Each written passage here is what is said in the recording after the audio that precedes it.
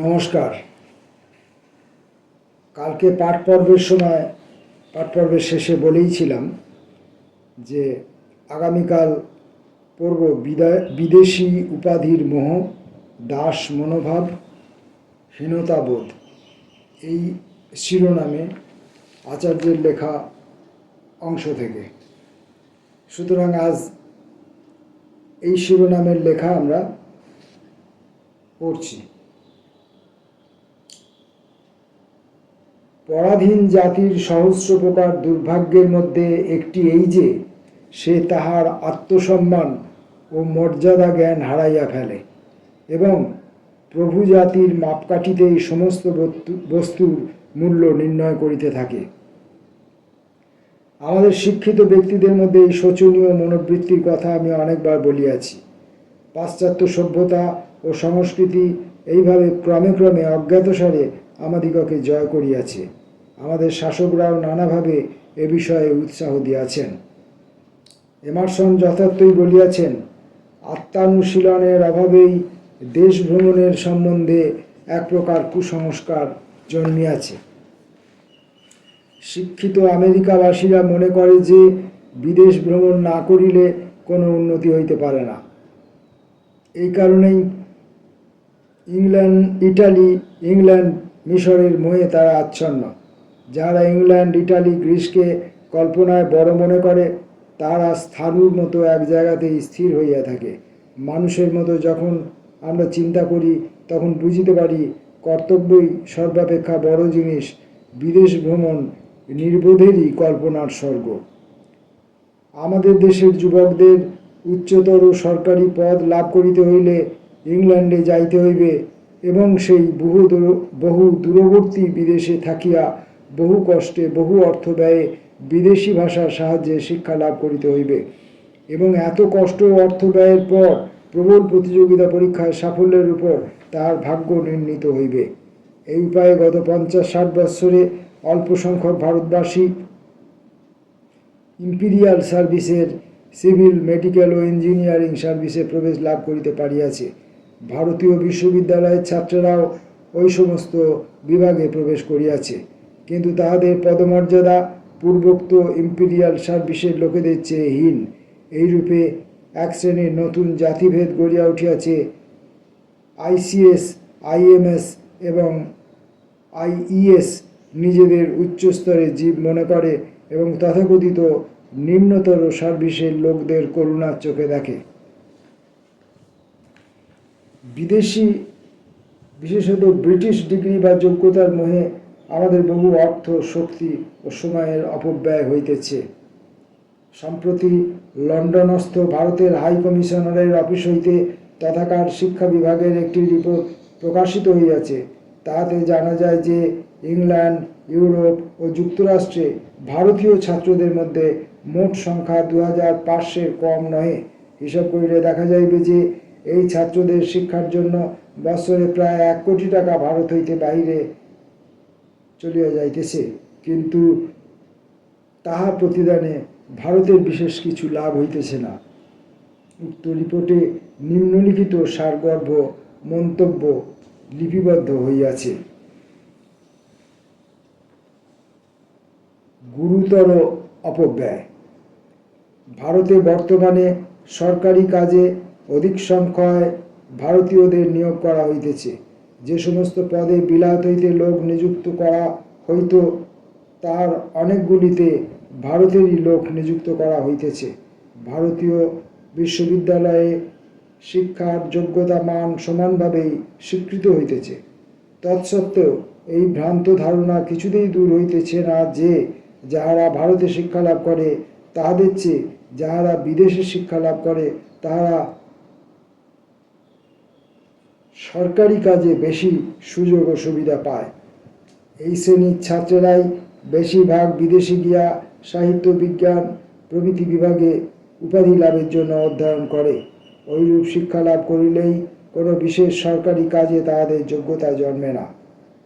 ওই ধরনের শিক্ষা ভারতীয়দের বিশ্ববিদ্যালয়েও তাহারা পাইতে পারিত। এই শ্রেণীর ছাত্রদের মধ্যে অনেকে ব্যারিস্টার হইবার জন্য আইন পড়ে, ভারতীয় সিভিল সার্ভিস পরীক্ষায় ফেল করা ছাত্র ইহাদের মধ্যে কম নহে। 1928 সালে 266 জন ছাত্র সিভিল সার্ভিস পরীক্ষা দিয়েছিল। তাদের মধ্যে 170 জনই ছিল ভারতীয়, এবং এই 170 জনের মধ্যে মাত্র 17 জন পরীক্ষায় সাফল্য লাভ করিয়াছিল। তাহাদের মধ্যে আবার এমন সব ছাত্র দেখা যায় যাহাদের বিলাতের বিশ্ববিদ্যালয় প্রভৃতিতে পড়িবার মতো যোগ্যতা নাই। প্রতি বৎসরই কতগুলি ছাত্র অতি সামান্য সম্বল লইয়া এদেশে আসে। তাহাদের তীক্ষ্ণ বুদ্ধি, অধ্যাবসায় ও সাহস প্রশংসনীয় বটে, কিন্তু অর্থ ও যোগ্যতার অভাবে তাহারা সাফল্য লাভ করিতে পারে না। কিন্তু অধিকাংশ ক্ষেত্রে এই শ্রেণীর ভারতীয় ছাত্র নিঃসম্বল অবস্থায় ভবঘুরের মতো এদেশে আসে। শীঘ্রই তাহারা পিতা মাতা অভিভাবকদের উদ্বেগের কারণ হইয়া দাঁড়ায়, এবং এদেশের বিশ্ববিদ্যালয় অন্যান্য কর্তৃপক্ষ তাহাদের জন্য চিন্তিত হইয়া ওঠেন। যখন দেশ হইতে তাহাদের টাকা আসা বন্ধ হয় অথবা অন্য কোনো কারণে তাহারা নিঃসম্বল হইয়া পড়ে, তখন হাই কমিশনারের অফিস হইতে অর্থ সাহায্য করিয়া তাহাদিগকে ভারতে পাঠাইবার বন্দোবস্ত করিতে হয়। এ সমস্ত কথা পূর্বেও বহুবার বলা হইয়াছে, কিন্তু ভারতীয় জনমতকে সচেতন করিতে পুনরাবৃত্তি করিবার প্রয়োজন আছে। ইহা কিছুমাত্র অত্যুক্তি নহে যে প্রতি বছর যেসব ছাত্র ভারত হইতে বিদেশে আসে তাহাদের অধিকাংশের দ্বারাই আর্থিক হিসাবে বা বিদ্যার দিক দিয়া ভারতের কোনো উপকার হয় না। ইহারা হতাশ ও বিরক্ত হইয়া দেশে ফিরিয়া যায়, কোনো কাজের উপযুক্ত বিশেষ কোনো যোগ্যতা লাভ করে না, এবং অনেক ক্ষেত্রেই পারিবারিক জীবনের স্নেহবন্ধন হইতে তাহারা বিচ্যুত হইয়া পড়ে। স্বজাতির স্বার্থের সঙ্গেও তাহাদের যোগসূত্র ছিন্ন হয়। একথা কিছুতেই অস্বীকার করা যায় না যে এইভাবে প্রতি বৎসর ভারতের যুবশক্তির বহু অপব্যয় হইতেছে। ভারতের যুবকদের মঙ্গল কামনা যাহারা করেন তাহাদের এই গুরুতর বিষয়টি বিশেষভাবে চিন্তা করিয়া কর্তব্য নির্ণয় করা প্রয়োজন। একটা কথা বিশেষভাবে লক্ষ্য করিবার বিষয়, বিদেশি বিশ্ববিদ্যালয়ের উপাধিধারীরা নিজেদের খুবই উচ্চ শ্রেণীর জীব বলিয়া মনে করে বটে, কিন্তু এদেশের বিশ্ববিদ্যালয়ের ছাত্রদের সঙ্গে তাহাদের তুলনা করিলে অনেক স্থলেই তাহাদের সে ধারণা ভ্রান্ত বলিয়া প্রতিপন্ন হয়।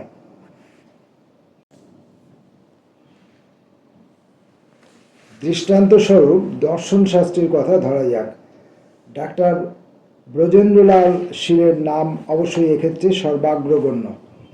তাহার বিরাট জ্ঞানভাণ্ডার ভারতীয় দর্শনশাস্ত্র শিক্ষার্থীদের চিত্তে ঈর্ষা ও নৈরাশ্যের সঞ্চার করে। তাহার সমকক্ষতা লাভের কল্পনাও তাহারা করিতে পারে না। একথা সত্য যে তিনি এমন কোনো গ্রন্থ প্রকাশ করেন নাই যাহার দ্বারা তাহার নাম প্রসিদ্ধ হইতে পারে, কিন্তু কয়েক পুরুষ ধরিয়া যেসব ছাত্র তাহার পদমূলে বসিয়া শিক্ষা লাভ করিতেছেন তাহারা ডক্টর শীলের নিকট তাহাদের অশেষ ঋণ মুক্ত কণ্ঠে স্বীকার করেন। তিনি সক্রেটিসের মতোই তাহার শিষ্যবর্গের মধ্য দিয়া জ্ঞান রশ্মি বিকীর্ণ করেন। কলকাতা বিশ্ববিদ্যালয়ে দর্শনশাস্ত্রের অপর যেসব প্রসিদ্ধ অধ্যাপক আছেন তাহাদের মধ্যে হীরালাল হালদার, রাধাকিষাণ এবং সুরেন্দ্রনাথ দাশগুপ্তের নাম বিশেষভাবে উল্লেখ্য। এই তিনজনের মধ্যে কেবল একজনের অতিরিক্ত যোগ্যতা হিসেবে বিদেশি বিশ্ববিদ্যালয়ের উপাধি আছে। ডাক্তার সুরেন্দ্রনাথ ইউরোপে গিয়াছেন বটে, কিন্তু সে কেবল প্রতীচ্যের নিকট প্রাচ্য দর্শনের ব্যাখ্যাতা রূপে। ইহাও একটা আশ্চর্য ব্যাপার যে কলকাতা বিশ্ববিদ্যালয়ের অথবা তাহার সংশ্লিষ্ট কলেজসমূহে যাহারা ইংরেজি ভাষা ও সাহিত্যের কৃতি অধ্যাপক রূপে প্রসিদ্ধি লাভ করিয়াছেন তাহারা কেহই অক্সফোর্ড বা কেমব্রিজে শিক্ষা লাভ করেন নাই। এদেশের বিশ্ববিদ্যালয়ের নিকটই তাহারা ঋণী।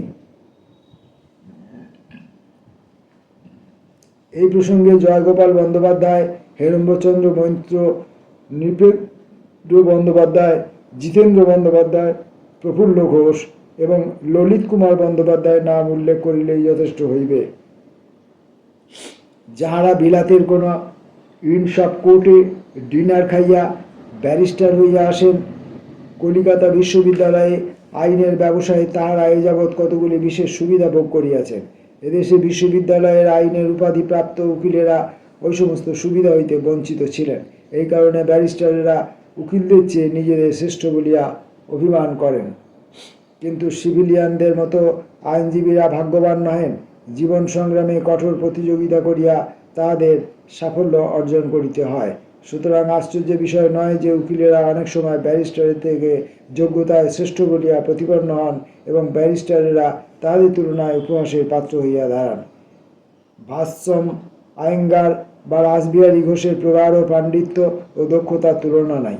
যে 56 জন এ পর্যন্ত ঠাকুর আইন বৃত্তি পাইয়াছেন, তাহাদের মধ্যে 38 জনের মধ্যে 28 জন ভারতীয় বিশ্ববিদ্যালয়ে শিক্ষালাভ করিয়াছেন। তাহাদের প্রদত্ত বক্তৃতা শ্রেষ্ঠ বলিয়া গণ্য এবং আইনে প্রমাণস্বরূপ উদ্ধৃত হয়। এই প্রসঙ্গে রাসবিহারী ঘোষ, গুরুদাস বন্দ্যোপাধ্যায়, গোপাল সরকার, প্রিয়নাথ সেন, আশুতোষ মুখোপাধ্যায়ের নাম সর্বাগ্রে মনে পড়ে। ইতিহাস ও প্রত্নতত্ত্ব বিভাগে দেখিতে পাই অক্ষয় কুমার মৈত্রের, যদুনাথ সরকার, রমেশচন্দ্র মজুমদার, রাখালদাস বন্দ্যোপাধ্যায়, নলিনীকান্ত ভট্টশালী, সুরেন্দ্রনাথ সেন প্রসিদ্ধি লাভ করিয়াছেন। বোম্বাই প্রদেশে ইংরেজি ভাষা অনভিজ্ঞ ভাউদাজি এবং ডাক্তার ভান্ডারকর ও তাহার পুত্র খ্যাতিমান। ইহাদের মধ্যে কেউই বিদেশি বিশ্ববিদ্যালয়ে শিক্ষা লাভ করেন নাই এবং ডাক্তার সেন ব্যতীত আর কাহারও কোনো বিদেশি বিদ্যালয়ের উপাধি নাই। ডাক্তার সেন বিদেশি বিশ্ববিদ্যালয়ে উপাধি লাভ করিয়াছেন বটে, কিন্তু তৎপূর্বেই তিনি কলিকাতা বিশ্ববিদ্যালয়ে গ্র্যাজুয়েট স্বরূপ মৌলিক গবেষণায় খ্যাতি লাভ করিয়াছেন। পদার্থবিজ্ঞান বিভাগে দেখা যায় রামন তত্ত্বের আবিষ্কর্তা অধ্যাপক রামন স্বীয় চেষ্টাতেই বিজ্ঞান বিদ্যার নিগূঢ় রহস্য অধিগত করিয়াছেন। তার সমস্ত প্রসিদ্ধ মৌলিক গবেষণা কলকাতার ল্যাবরেটরিতেই করা হইয়াছে।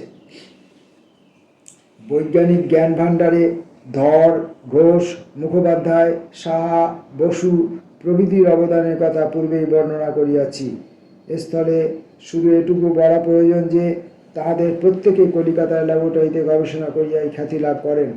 আমি কয়েকবার জনসভায় বক্তৃতা প্রসঙ্গে বলিয়াছি যে ঘোষ ও সাহা লন্ডন বিশ্ববিদ্যালয়ে গিয়া শিক্ষা সমাপন করিলেও ওই বিশ্ববিদ্যালয়ে ডিএসসি উপাধি ইচ্ছা করিলে গ্রহণ করেন নাই, কেননা তাহাদের মনে হইয়াছিল যে তদ্বারা তাহাদের স্বীয় বিশ্ববিদ্যালয়ের ডক্টর উপাধির গৌরব ক্ষুণ্ণ হইবে। সত্যেন্দ্রনাথ বসু বোস-আইনস্টাইন তত্ত্বের জন্য বিখ্যাত, যদিও বিদেশে গিয়া তথাকার প্রসিদ্ধ গণিতজ্ঞ পদার্থতত্ত্ববিদগণের সংস্পর্শে আসিয়াছিলেন, তথাপি ওই একই মনোভাবের বশবর্তী হইয়া কোনো বিদেশি বিশ্ববিদ্যালয় হইতে উপাধি গ্রহণ করেন নাই। এই প্রসঙ্গে আমার আর একজন প্রিয় ছাত্রের নাম উল্লেখ করা প্রয়োজন। আমি অধ্যাপক প্রিয়রঞ্জন রায়ের কথা বলিতেছি। একটি আশার লক্ষ্য নেই যে আমি যেসব কথা বলিলাম তাহা এদেশে অধ্যয়নকারী ছাত্রদের নিজেরাই ক্রমে উপলব্ধি করিতে পারিতেছেন। লন্ডনে ভারতীয় সম্মেলনে ব্রিটিশ ডিগ্রির মূল্য আলোচনা প্রসঙ্গে বিশ্বভারতীর শ্রীযুক্ত অনাথনাথ বসু বলেন, ভারতীয় বিশ্ববিদ্যালয়ের উপাধির মূল্য ব্রিটিশ বিশ্ববিদ্যালয়ের তুল্য নহে। একথা বলিলে আমাদের মনে শোচনীয় অবস্থার পরিচয় দেওয়া হয়। আমি বিশ্বাস করি না যে কোনো ব্রিটিশ বিশ্ববিদ্যালয়ে 2 বছর পড়িয়া যে শিক্ষা লাভ করা যায়, কোনো ভারতীয় বিশ্ববিদ্যালয়ে 2 বছর পড়িয়া সেইরূপ শিক্ষা লাভ করা যায় না। অথচ ব্রিটিশ বিশ্ববিদ্যালয়ের উপাধিধারীরা উচ্চ পদ ও মোটা বেতন পান। ইহা মর্যাদাবোধের কথা এবং ইহার মূল রাজনৈতিক কারণ বিদ্যমান।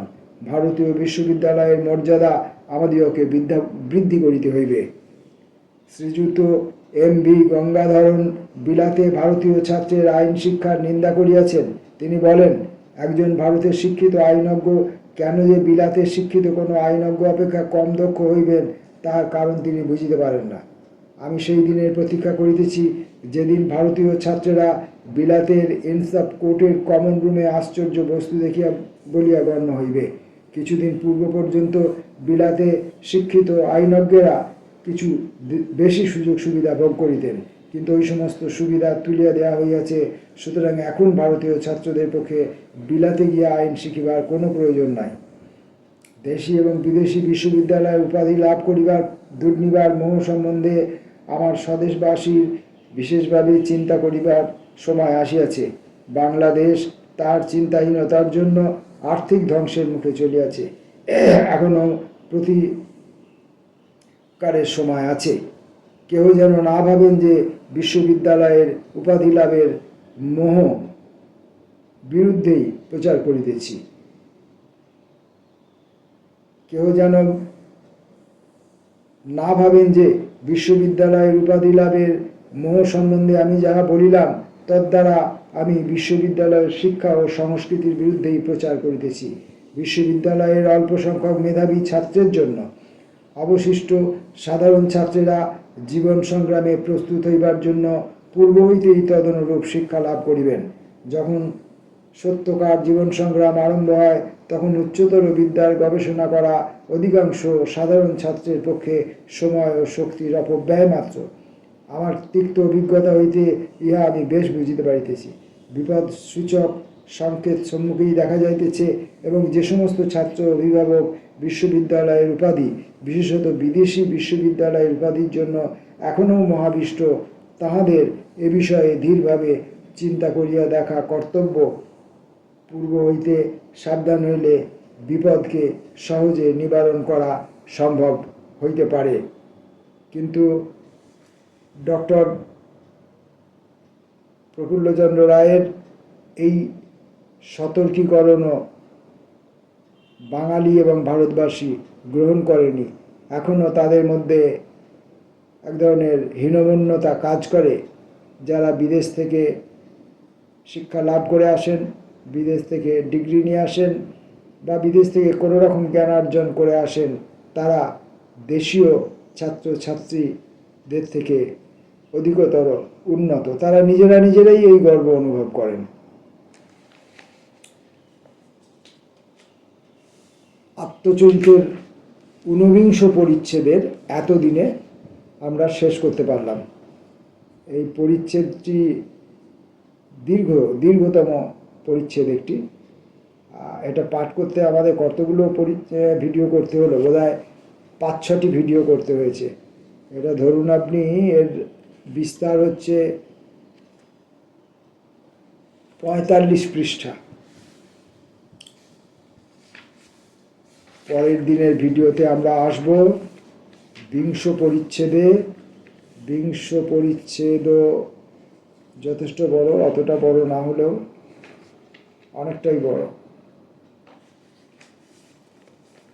আজকের মতো এই পর্যন্ত।